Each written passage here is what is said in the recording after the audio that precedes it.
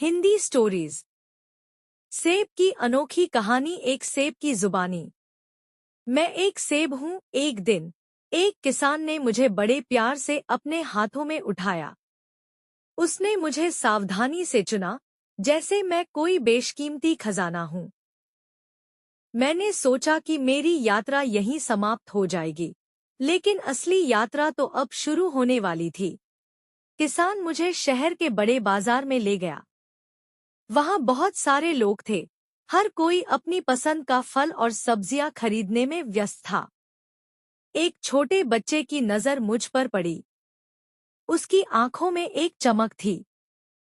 उसकी माँ ने उसे मुझसे परिचय कराया। देखो, यह सेब है।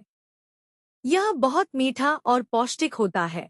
बच्चा मुस्कुराया और अपनी माँ से मुझे खरीदने की जिद करने लगा। मुझे घर लाया गया और रसोई की मेज पर रखा गया।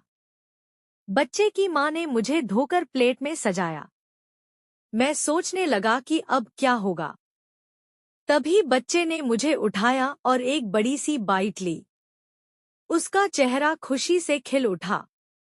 मेरी मीठी, रसीली स्वाद ने उसे इतना आनंद दिया कि उसने मुझे पूरा खत्म कर लिया। वह दिन मेरे लिए बहुत खास था, क्योंकि मैंने उस बच्चे की खुशी का हिस्सा बनने का मौका पाया था। लेकिन मेरी कहानी यहाँ खत्म नहीं होती। मैंने उस बच्चे को सिर्फ आनंद ही नहीं दिया, बल्कि उसे पोषण भी प्रदान किया। सेब में कई प्रकार के विटामिन और पोषक तत्व होते हैं, जैसे कि विटामिन सी, फाइबर और एंटीऑक्सीडेंट, जो सेहत के लिए बेहद फायदेमंद होते हैं। मैं सिर्फ एक साधारण फल नहीं हूँ, बल्कि एक स्वास्थ्यवर्धक खजाना हूँ। मेरे बीजों को बचा लिया गया और कुछ दिनों बाद किसान ने उन्हें फिर से बगीचे में बो दिया। यह मेरा पुनर्जन्म था।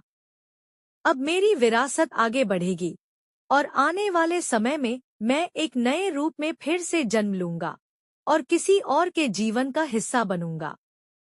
इस तरह मेरा जीवन एक चक्र की तरह चलता रहेगा। एक बीज से पेड़, फिर फल और फिर से बीज। निष्कर्ष, मेरी यह अनोखी यात्रा न केवल मेरी, बल्कि हर सेब, एप्पल की कहानी है। हम सिर्फ फल नहीं हैं, हम प्रकृति की ओर से एक उपहार हैं, जो न केवल स्वाद और ताजगी लाते हैं, बल्कि सेहत भी बनाते हैं।